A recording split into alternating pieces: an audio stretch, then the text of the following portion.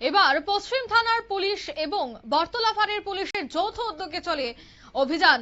আর সেই অভিযানে দেশি মদের দোকানগুলিতে অভিযান চালিয়ে যারা অবৈধভাবে মদ্যপান করছিলেন তাদেরকে এবার গ্রেফতার করে পুলিশ, আটক করে পুলিশ।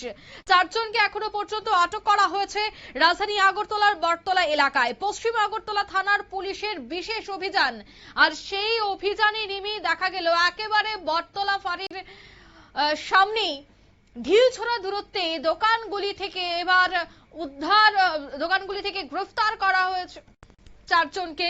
তবে জানা গেছে এই 4 জন তারা মদ্যপান করেছেন এবং এই অভিযোগে কিন্তু তাদেরকে আটক করা হয়েছে। তবে সেখানেই প্রশ্ন উঠছে, যে সমস্ত দোকান থেকে অবৈধভাবে মদ পান করা ব্যক্তিদেরকে আটক করলো পুলিশ, সেই জায়গায় কেন রেস্টুরেন্টের মালিককে আটক করা হয়নি?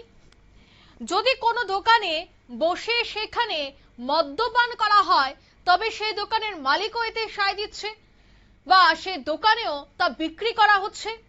শুধুমাত্রই যারা মদ্যপান করছেন তাদেরকে আটক করে দায়িত্ব খালাস কেন করছেন পুলিশ? যারা বিক্রি করছেন অবৈধভাবে মালিকদের কেন গ্রেফতার করা হচ্ছে না? যদি মালিকদের গ্রেফতার করা হয় বা সেই দোকানের বিরুদ্ধে ব্যবস্থা গ্রহণ করা হয় তবে তো এই ঠিক অর্থাৎ যে বাণিজ্য, মদের বাণিজ্য সেটা বন্ধ হবে। আর মদের বাণিজ্য বা মদ বিক্রি বন্ধ হয়ে গেলে সেখানে গ্রাহকরাও আসবেন না। তাই সেক্ষেত্রে পুলিশের এই ভূমিকা নিয়েও কিন্তু প্রশ্ন উঠছে। তবে পুলিশের বক্তব্য শোনাবো। অভিযান সবসময় চলে আমাদের পুলিশের। আমাদের যে জায়গাতে আমাদের কাছে ইনফরমেশন থাকে যে কোনো ধরনের আপনার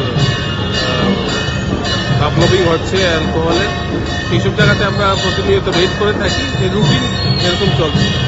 আজকে আমরা বর্তমানে করছি এবং কিছু সংখ্যক লোককে আমরা এটা অ্যারেস্টও করেছি। কতজনকে রিটেন করেছেন? 4 জন।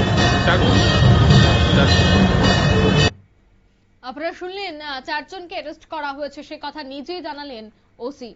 অন্যদিকে এই পুরো ঘটনাকে কেন্দ্র করে আবারও পুলিশের ভূমিকা নিয়ে প্রশ্ন উঠছে। তবে এই বটতলা এলাকায় বারংবারই কিন্তু এই ধরনের অভিযোগ উঠে আসে। বিশেষ করে যে সমস্ত দোকানগুলিতে অভিযান চালানো হয়েছে সেই দোকানগুলিতে বছরের পর বছর যুগ যুগ ধরে কিন্তু মদের ঠেক রয়েছে। সেখানে মদ পাওয়া যায়, সেখানে সাধারণ মানুষকে সেই মদ সেবন করেন, নেশা জাতীয় সামগ্রী বিক্রি করা হয়। এই বিষয়টা যখন একেবারে ওপেন সিক্রেট, ঠিক তখনই পুলিশ অভিযান চালিয়ে শুধুমাত্রই যারা মদ সেবনকারী তাদেরকে কেন গ্রেফতার করছে, তার সাথে বা আটক করছে, তার সাথে কেন দোকান মালিকদের বিরুদ্ধে ব্যবস্থা গ্রহণ করা হচ্ছে না, দোকানের বিরুদ্ধে ব্যবস্থা গ্রহণ করা হচ্ছে না, তা নিয়েও কিন্তু উঠছে নানান প্রশ্ন। নিয়ে নিচ্ছি ছোট্ট একটি বিজ্ঞাপন বিরতির সঙ্গে থাকুন।